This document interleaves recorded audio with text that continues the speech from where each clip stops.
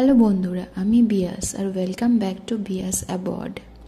আশা করছি আপনারা ভালো আছেন, সুস্থ আছেন।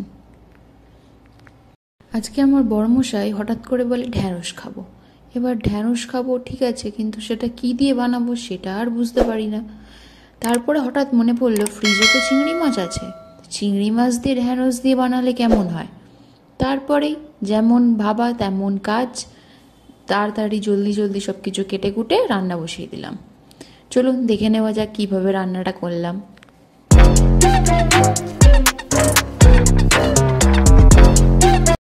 ওই তো 500 মতো ঢ্যাঁড়স নিলাম, একটা মিডিয়াম সাইজের আলু কুটে ফেললাম, আর দুটো পেঁয়াজ মিডিয়াম সাইজের কুটে ধুয়ে রাখলাম।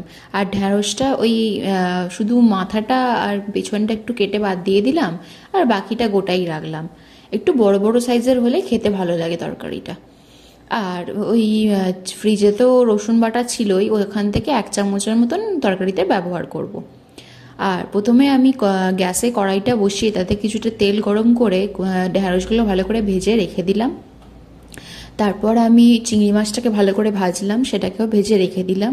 তারপর তাতে আমি 1 চামচের মতন 5 ফোড়ন দিলাম। 5 ফোড়ন দেওয়ার পর ওতে আমি আলুগুলোকে ছেড়ে ভালো করে ভাজলাম। আলুটা কিছুটা ভাজা হওয়ার পরেই তাতে আমি পেঁয়াজগুলোকে দিয়ে দিলাম, পেঁয়াজটাও ভালো করে ভেজে নিলাম। ভাজার পর ওই 1 চামচ যে রসুনটা বার করেছিলাম সেটা আমি দিয়ে দিলাম, সেটাকেও ভালো করে ভাজলাম। ভেজে ওতে আমি জল ঢেলে দিলাম। তারপরে জল দেওয়ার পর হলুদ আর একটু ঝাল অনুযায়ী লঙ্কা দিয়ে ভালো করে এদিক ওদিক এপাশ ওপাশ একটু নাড়িয়ে তারপরে চাপা দিয়ে দিলাম। তারপরে সেদ্ধ হওয়ার পর যখন চাপাটা খুলে দেখি যে সেদ্ধ হয়েছে কিনা, তারপরে যখন দেখলাম সেদ্ধ হয়ে গেছে সেটাকে একটু জল মরতে একটু হাই ফ্লেমে করে দিলাম গ্যাসটা, আর তারপরে একটু শুকিয়ে আসলেই নামিয়ে ফেললাম। তারপরেই রেডি আমার ঢ্যাঁড়স চিংড়ি। আর তারপরে খেয়ে যা বললো। সুন্দর সুন্দর ভিডিও পেতে হলে প্লিজ আমার চ্যানেলটা সাবস্ক্রাইব করে দেবেন আর একটা লাইক করে দেবেন।